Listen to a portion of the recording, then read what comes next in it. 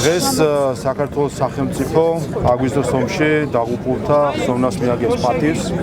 14 წელი გავიდა 2008 წლის ომიდან.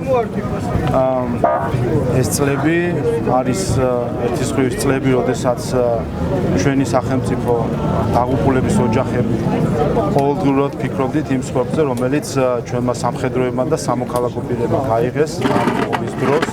400-ზე მეტი დაღუპული სამხედრო და სამოქალაქო პირი, 2000-ზე მეტი დაჭრილი სამხედრო და სამოქალაქო პირი. და ამ წლების განმავლობაში ჩვენ ხედავდით მათ შორის რუსული აგრესიის მზარდ ხასიათს.